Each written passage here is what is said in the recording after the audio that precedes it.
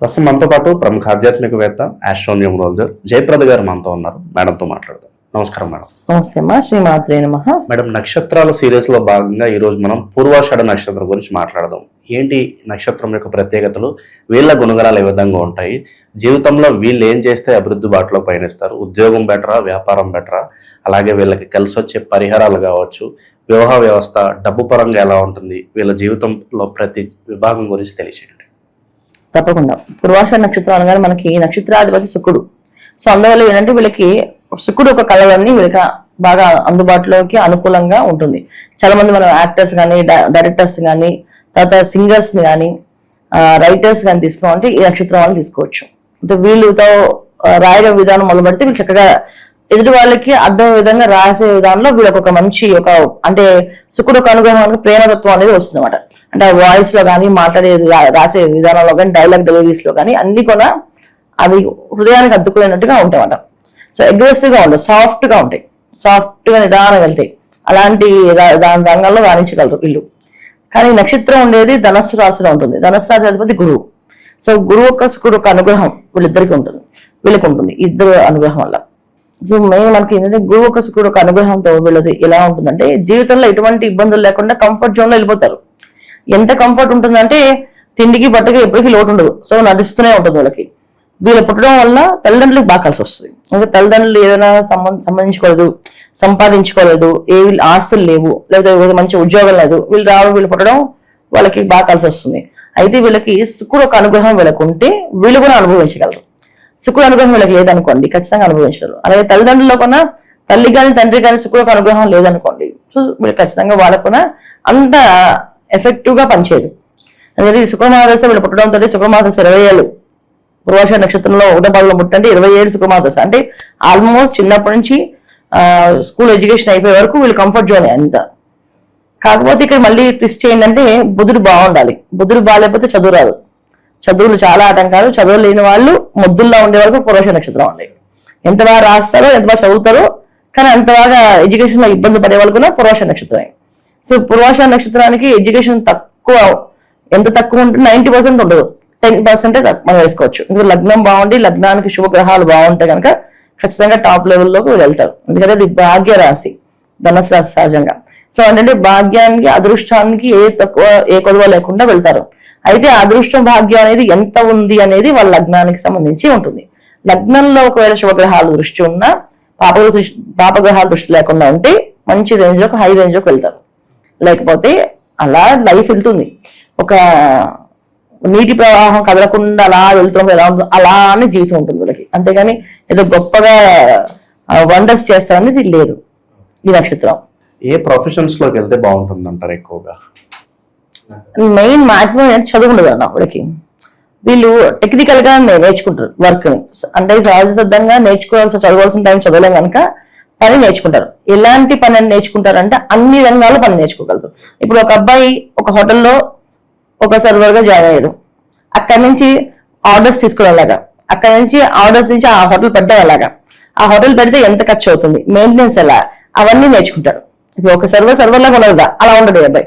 ఒక రోజుకి ఓనర్ అయిపోతారు. ఒక రోజుకి ఆ హోటల్ కాకూడదు, కొన్ని బ్రాంచెస్ పెడదామని చెప్పి బ్రాంచెస్ అవ్వచ్చు. అదే ఒక పెద్ద కంపెనీ పెట్టి క్యాటరింగ్ బిజినెస్ చేయొచ్చు.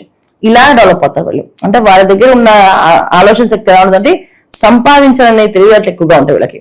అందువల్ల ఏంటంటే చదువు మీద రాకపోయినా సంపాదించిన డబ్బు మీద ఎక్కువ పట్టుదల ఉంటుంది కనుక ఒక్కొక్క రంగంలోకి వాళ్ళు వెళ్ళిన తర్వాత ఆ రంగంలో అభివృద్ధి నేర్చుకుంటారు. వర్క్ నేర్చుకొని ఎండ్ ఆఫ్ ద డే వాళ్ళు దాంట్లో సాధిస్తారు. ఇది వీళ్ళకున్న మెయిన్ గోల్ అన్నమాట. కొంతమంది పిల్లలు అయితే ఎలక్ట్రికల్ డిపార్ట్మెంట్ లో వర్క్ చేస్తారు. ఎలక్ట్రికల్స్ వాళ్ళు వాటి మీద వర్క్ చేస్తూ ఎలక్ట్రికల్ డిపార్ట్మెంట్ లో రేపు కాంట్రాక్ట్ బేస్ లో వీళ్ళు వర్క్ దాన్ని సప్లై చేయడం, బిజినెస్ చేయడం, ఇవి డెవలప్ అవుతాయి. మైన్స్ లో వర్క్ చేస్తారు, మైనింగ్ దాని గురించి ఆలోచిస్తారు. అంటే వీళ్ళు దేన్నైనా అనాలిసిస్ చేసి పట్టుకోగలరు. కాకపోతే ఏంటంటే సర్టిఫికేట్స్ ఉండవు వాళ్ళకి.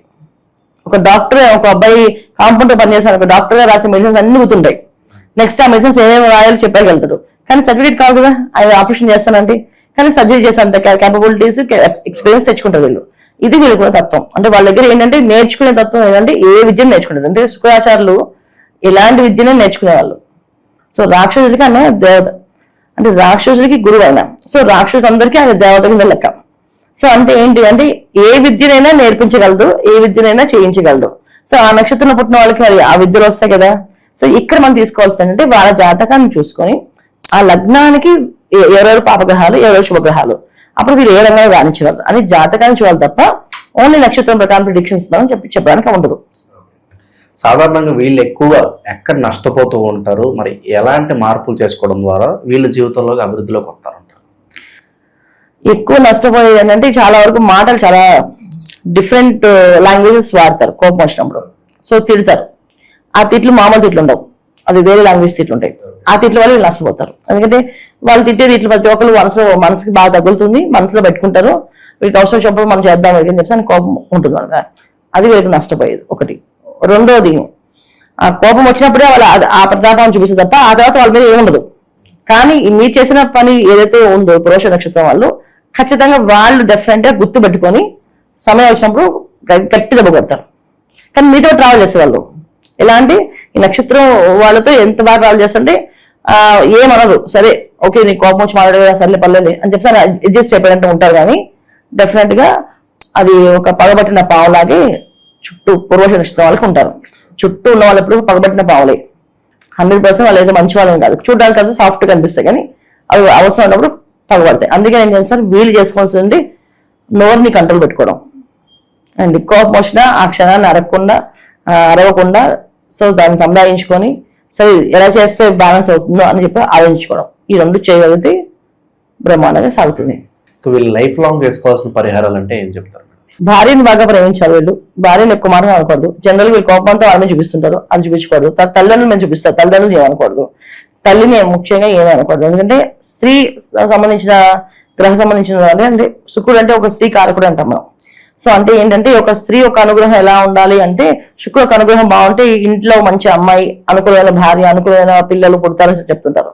అందుకని సో మనం చేయాల్సింది ఏంటంటే ఆడవాళ్ళని ఏమి అనకుండా, ఆడవాళ్ళ జోలితో పడకుండా, వాళ్ళతో గొడవలు పడకుండా వాళ్ళకి దూరంగా ఉండడం చాలా ఉత్తమం వీళ్ళకి. రెండోది, భార్య ఒక్క మాట అనకుండా కంట్లో నీళ్ళు రాకుండా చూసుకుంటే ఇంకా బాగా కలిసి వస్తుంది, అదృష్టం అన్నమాట. దైవిక పరంగా ఎలాంటి పరిహారాలు చేయాలంటారు మేడం? వీళ్ళు ప్రతి బుధవారము విష్ణు సహస్రనామాన్ని చదవడం, ఇది చాలా వీళ్ళకి బాగా కలిసి వస్తుంది. విష్ణు సహస్రనామాన్ని చదవడము, లక్ష్మీ అమ్మవారికి, లక్ష్మీనారాయణకి తులసి మాలని సమర్పించడం. ఈ తులసి మాల ప్రతి బుధవారం ఇవ్వడం వల్ల ఆర్థికపరమైన ఇబ్బందులు లేకుండా బయటపడతారు. సో వీళ్ళకి ఎక్కువ ఏంటంటే ఎంత ప్లాన్ చేసినా డబ్బులు మిగలవు. ఎంత ప్లానింగ్ ఉంటుందంటే అంత ప్లానింగ్ ఉన్నా సరే ఆ చేతిలో డబ్బు మాత్రం ఆగవు. సో అందుకే వీళ్ళు బుధవారం పూట ఈ తులసి మాలను సమర్పించడం వల్ల మళ్ళీ ప్రతి బుధవారం చేయడం వల్ల వీళ్ళకి అనుకూలంగా ఆర్థికపరమైన లాభాలు కనిపిస్తాయి, డబ్బు నిలబడుతుంది. సో వివాహం కాని వాళ్ళు వివాహం అయ్యే వరకు ఆ లక్ష్మీ అమ్మవారి చుట్టూ ప్రదక్షిణాలు చేయడము, అమ్మవారికి తులసి మాలలు, జాజి పూలు, మల్లెపూలు మాలలు ఇవ్వడం వల్ల వీళ్ళకి బాగా కలిసి వచ్చే భార్య, అనుకూలమైన భార్య దొరికే అవకాశం ఉంటుంది అన్నమాట. సాధారణంగా వీళ్ళకి వివాహ యోగం ఎప్పుడు ఉంటుంది, మరి వివాహానికి సంబంధించి ఎలాంటి ఇబ్బందులు ఉంటాయి అంటారు? వివాహ యోగం వీళ్ళకి జనరల్ గా ఏంటంటే రవి మహాదశ, చంద్ర మహాదశలో అయిపోతుంది.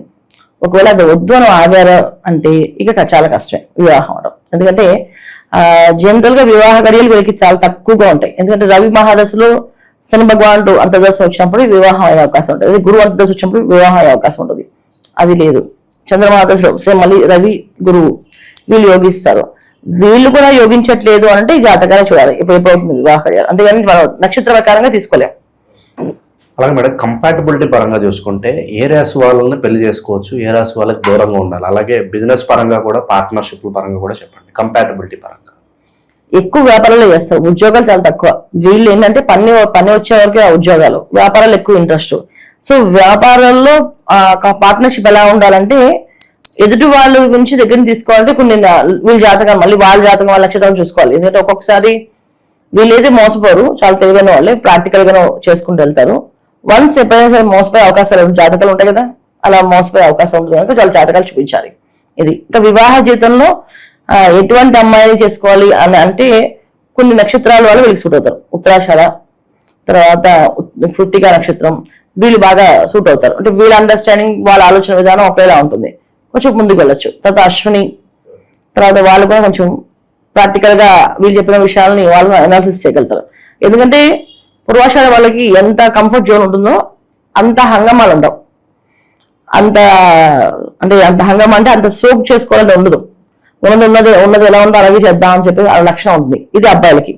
అమ్మాయి విషయంలో చాలా అగ్రెసివ్ గా, చాలా నీట్ గా, చాలా డీసెంట్ గా డ్రెస్సింగ్ సెన్స్ చాలా బాగుంటుంది. సో వాళ్ళకి తగ్గట్టు మ్యాచ్ అవ్వాలంటే వాళ్ళ తగ్గట్టు నక్షత్రాలు రావాలి, లేకపోతే అన్ని కొనాలంత అవసరం అని అంటుంటారు. సో వీళ్ళైతే అబ్బాయి అయితే రూపాయి కూడా ఖర్చు పెట్టరు, అమ్మాయి అయితే 100 రూపాయలు ఖర్చు పెడతారు మేకప్ విషయంలో. సో ఎందుకు ఖర్చు పెడతారంటే వీళ్ళకి ఇంట్రెస్ట్ ఉంది, వాళ్ళకి ఇంట్రెస్ట్ ఉంటుంది. సో మళ్ళీ ఒకటే నక్షత్రం అయినా సరే డిఫరెంట్ కేటగిరీస్ ఉంటాయి అన్నమాట వాళ్ళకి. సో వాళ్ళకి కొంచెం లుకింగ్ బాగుండాలి, డ్రెస్సింగ్ బాగుండాలి అనుకుంటే కనుక ఆ నక్షత్రం వాళ్ళు చేసుకోకుండా ఉత్తరాషాఢ, ఈ కృత్తిక నక్షత్రం, తర్వాత అశ్విని నక్షత్రం, వీళ్ళందరూ కొంచెం పూర్వాషాఢ వాళ్ళు ఎలా అనుకుంటారో అలా అనుకూలంగా ఉంటారు, వీళ్ళు చేసుకోవచ్చు. స్థానచలనం కలిసి వస్తుంది అంటారు. అలాగే చాలా మంది విదేశాల్లోకి వెళ్ళి సెటిల్ అవ్వాలనే ఆలోచనలు ఉంటాయి. ఎంతవరకు సఫలీకృతం అవుతాయి? దానికి శనేశ్వరుడు ఎక్కడున్నాడు చూసుకోవాలి. వాళ్ళ జాతకంలో రాహు ఎక్కడున్నాడు, శనేశ్వరుడు ఎక్కడున్నాడు చూసుకోవాలి. ఎందుకంటే పూర్వాషాఢ నక్షత్రం శుక్రాధిపతి. శుక్రాచార్యులు వారు ఎక్కడున్నారు అంటే ఆయన ఎక్కడున్నారు, సో శుక్రుడు ఎక్కడున్నారు అనేది ఇంపార్టెంట్ మనకి. ఇక్కడ ప్రాపర్టీస్ పరంగా ఎలా ఉంటుంది మేడం? వీళ్ళకి ఏమన్నా నష్టపోయే అవకాశాలు కనిపిస్తాయి? ప్రాపర్టీస్ అన్ని కూడా జాతకంలో ఉంటుంది. అంటే దానికి ఒక లగ్న భావంలో జాతకంలో యోగం ఉంటుంది. ఆస్తులు సంపాదించుకోవడం, ఆస్తులు పోగొట్టుకోవడం, రెండు యోగాలే. ఉన్న తల్లిదండ్రులు ఇచ్చిన ఆస్తితో పోగొట్టేసుకుని చాలా మంది రోడ్డుకి వస్తారు. ఏంటి వాళ్ళకి బోల్ డబ్బు ఉండేది, వాళ్ళ ఆమె పెద్ద పెద్ద జమీందారులు, వాళ్ళ పెద్ద కార్లు ఉండేవి, వాళ్ళకి ఇంత బంగ్లా ఉండేది అని చెప్పేసి. కానీ వాళ్ళు ఏం లేకుండా ఉండేవాళ్ళు కూడా వీళ్ళు పొరవశాడు వాళ్ళే. తర్వాత సంపాదించుకునే వాళ్ళు వీళ్ళే. లగ్నానికి ఏమయ్యా చూసుకోవాలి, జాతకాన్ని లగ్నమే చూడాలి కంపల్సరీగా. సో ఏదైనా సరే మనం పర్సనల్ గా జాతకాన్ని చూపించుకోవడం వల్ల పూర్తి వివరాలు వస్తాయి, కానీ నక్షత్ర ఫలితాల్లో తీసుకుంటే చాలా తక్కువ వస్తాయి. ఓకే. ఇక వీళ్ళకి కలిసి వచ్చే కలర్ కావచ్చు, లక్కీ నెంబర్, అలాగే ఏదన్నా రత్నం పెట్టుకుంటే బాగా కలిసి వస్తుంది అన్న కూడా అది కూడా తెలిసి. తప్పకుండా రత్నాన్ని తొందరగా సజెస్ట్ చేయను, ఎందుకంటే ఇవాళ రోజున వజ్రం పెట్టుకోవాలి శుక్రుడు అంటే. సో వజ్రాలు కొనుక్కోవాలంటే కనీసం ఒక ఎక్కువ అవుతుంది. సో మన జాతకాల్లో వజ్రం పెట్టుకునే అవసరం ఉందా లేదా అని చూసుకోవాలి. ఒక శుక్రుడు బాగుంటే అన్ని బాగానే ఉన్నట్టు, శుక్రుడు బాగాలేకపోతే వజ్రం పెట్టుకోవాలి. అందుకని నేను వజ్రం పెట్టేసుకొని చెప్పాను నేను. సో వీళ్ళు ఇలాంటి విషయాల్లో జాగ్రత్త పడాలి దాంట్లో ఎవరితో మారకుండా చెప్తాను. రెండోది కలర్స్ వచ్చేసి లైట్ కలర్స్, వీళ్ళకి క్రీమ్ కలర్ కానీ, గులాబీ రంగు కానీ, తర్వాత లైట్ గ్రీన్ కానీ, వైట్ కలర్ కానీ. బాగా కలిసి వచ్చే రంగు వైట్, బాగా లైట్ క్రీమ్ అండ్ వైట్, ఈ రెండు బాగా కలిసి వస్తాయి. ఏదైనా ముఖ్యమైన పనులు వెళ్ళినప్పుడు ఆ కలర్ వేసుకెళ్తే వాళ్ళకి అన్ని పనులు ఆ రోజు విజయవంతంగా సాగిపోతాయి. ఎక్కువ వీళ్ళు వాడాల్సిన రంగులో కూడా ఎక్కువ క్రీమ్ అండ్ వైట్ పెట్టుకుంటే బాగా అదృష్టం కలిసి వస్తుంది. ఓవరాల్ గా పూర్వాషాఢ నక్షత్రం గురించి అనేక విశేషాలు తెలియజేశారు. ధన్యవాదాలు. నమస్తే అమ్మా. శ్రీమాత్రే నమః.